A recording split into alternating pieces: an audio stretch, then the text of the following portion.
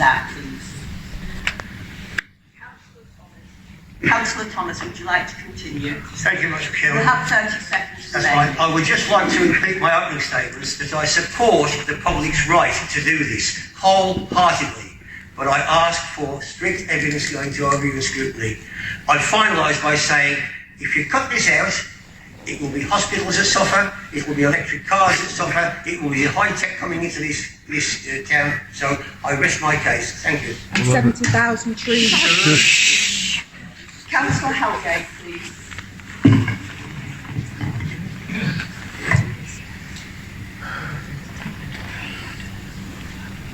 Thank you very much, Madam Mayor. 1,000 people have signed the petition, so it's right and proper that we're here to give it a full and respectful consideration. 5G is a huge technological step forward. Whichever nation dominates the new wireless era will gain a powerful edge over rivals and competitors.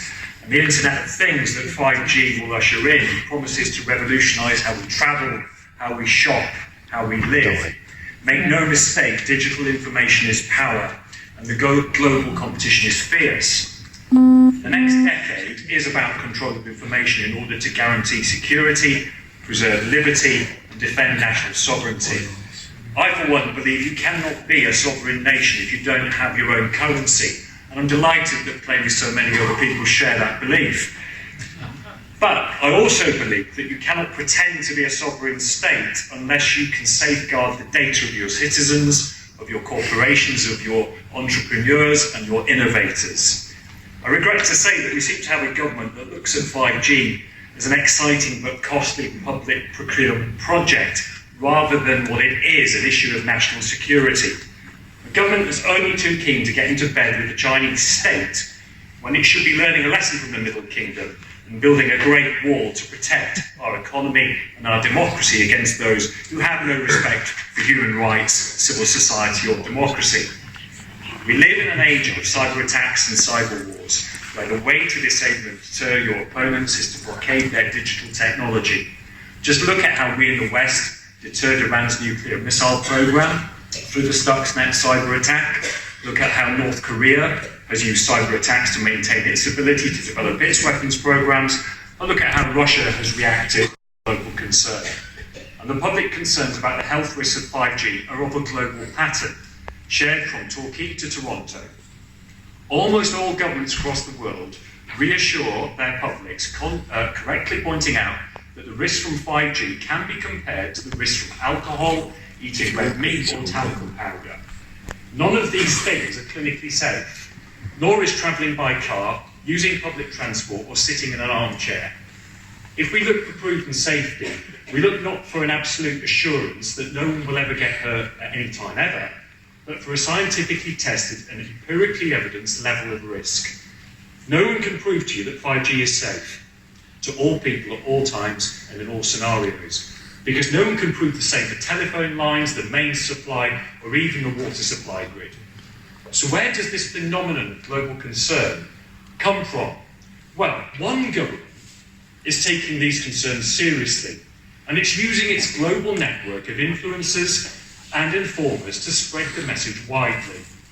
Our friends at Russia Today call 5G a dangerous experiment on humanity, and Russia is linking 5G signals to brain cancer, infertility, autism, heart tumours and Alzheimer's. All these claims lack scientific support, but somehow this fear continues to spread. Russia's aim is to tie the West in knots over 5G, provoking the natural public concern over any major new technology into a cause for division and distrust, so that the rollout of 5G is stalled and the economic advantages of 5G in advanced societies are curtailed until Russia can play catch-up. Russia Today ran 7 programs in 2019 on the health risks of 5G, claiming that it would expose children to cancer, increase learning difficulties, and even cause nosebleeds. 1 million RT videos are viewed each day on YouTube. They're magnified and escalated by bloggers, Twitter feeds, Facebook, and a horde of other social media outlets, including by the thousands of keyboard warriors employed directly by the Kremlin. Their aim is simple: to get genuine, believable Westerners to convey the message that they want us to hear, so that the Russian origins of this campaign are buried under an avalanche of genuine concern, emotive personal stories and persistent nagging doubts. At no time does RT tell you that Putin is rolling out 5G in Russia as fast as he can. But every channel of the Russian state is ramping up concerns about 5G in the US, Britain and the rest of Europe. I want Council to stand firmly behind the defence of British values. I want to base our response on scientific evidence, transparency and due process. We need to counter the sensational with scientific and not give marginal views a megaphone to sow discord and doubt. I urge Council to look at this seriously, but not to pander to alarmism and extreme concern. Councillor David Thomas. Thank you, Madam Mayor. Well, I think what this debate has actually brought to the surface is a real opportunity for councillors to do their own research, to do a little bit of looking into, and because we've all got iPads and we've all looked and we've all got various bits of data. And I've got a couple of concerns. Councillor Amil. Thank you, Madam Mayor. First of all, a big thank you to everybody who's turned up here today, and I understand your passion entirely. I also respect my fellow colleagues, and I completely understand the scientific view and the importance of technology, but for me, not at any cost. I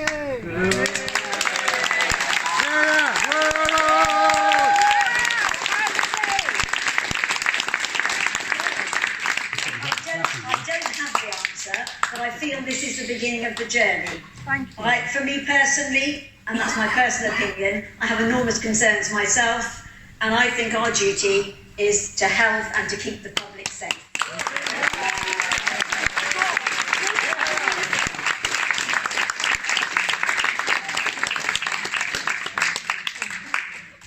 Does anyone else wish to speak? Yeah, me. Oh, all of us. Councillor Law. Well, I don't have anything really prepared to write. I want to respond to some of the things that have been said this evening. I think you guys get called as conspiracy theorists, but what I've heard about Russia and that tonight is of no concern to me, and that sounds more like tinfoil tick. As a pacifist, I'm not really interested in the military application of 5G. I can opt out of eating red meat, using talcum powder, and I don't drink alcohol. So, none of these arguments, these wash with me, to be honest. And I think people have been very selective here in the information they've put forward this evening. As always, there are two sides to every argument. Recently, 180 scientists and GPs, doctors of all kinds, wrote expressing their concerns, wrote to the EU expressing their concerns about 5G, which will lead to a massive increase in involuntary exposure. This is the point, and this is the difference between what's come before. This is involuntary. There's no escaping it. House to house, neighbour to neighbour. You cannot get away with it.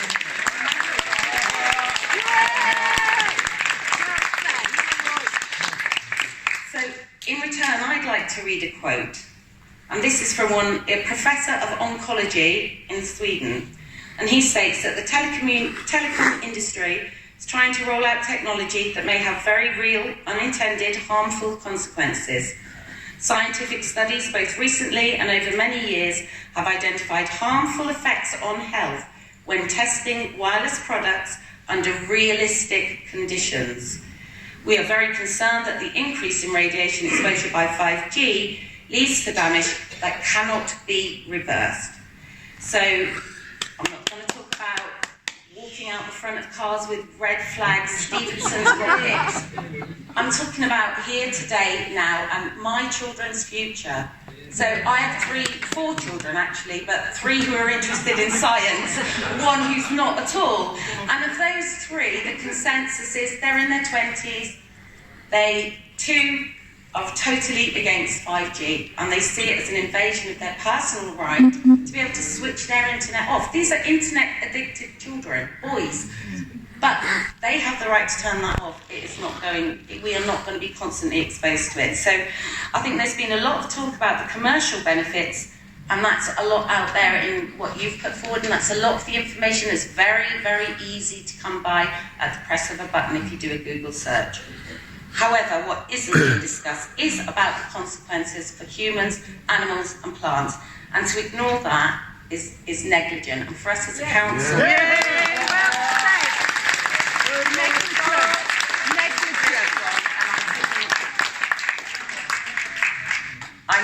I hope this goes to overview and scrutiny, and I hope they keep an open mind rather than some of the close opinions we've seen this evening. Thank you.